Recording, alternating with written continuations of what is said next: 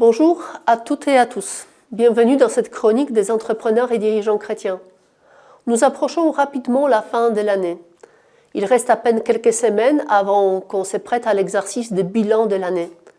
Les dirigeants et les investisseurs attendent le résultat du dernier trimestre pour savoir si les décisions prises ont porté de fruits attendus.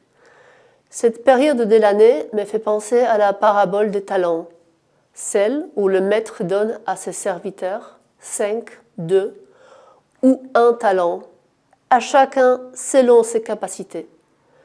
J'aurais bien sûr adoré que tout investissement apporte le double, comme c'est le cas pour les serviteurs qui ont reçu 5 et 2 talents. C'est pourtant celui qui a reçu un seul talent, ce qui visiblement était sa capacité, qui attire mon attention. Lui, agissant par peur, a décidé de cacher ses talents. Il faut juste préciser qu'un seul talent à l'époque, c'était 500 ducats d'or, une somme énorme. Et on connaît la suite de cette histoire. En revenant à notre fin d'année fiscale, qu'est-ce qui se passe si en tant qu'un dirigeant, par peur, je ne déploie pas mes talents?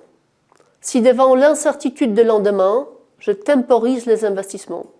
Si face au niveau des charges sociales, je me dis qu'il vaut mieux attendre avant d'embaucher, je peux facilement expliquer mon raisonnement. Et par ailleurs, je ne suis qu'un entrepreneur.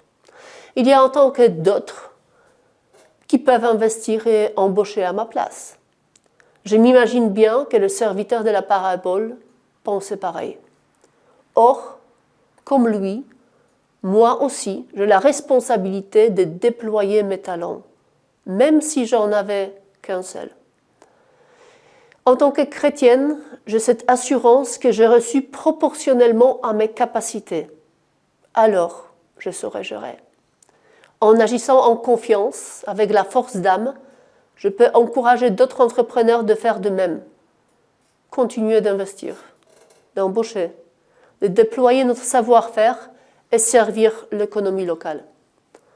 Bien facilement, on pourrait dire, alors, qu'est-ce que ça change?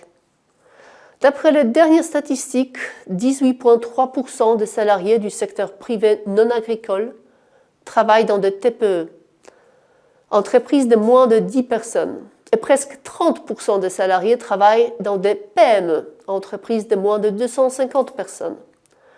La somme des décisions des dirigeants de ces entreprises entraînera des conséquences palpables pour l'ensemble de l'économie. Ayons alors courage de déployer nos talents, car comme l'écrit Saint Paul dans la seconde lettre à Timothée, ce n'est pas un esprit de peur que Dieu nous a donné, mais un esprit de force, d'amour et de pondération.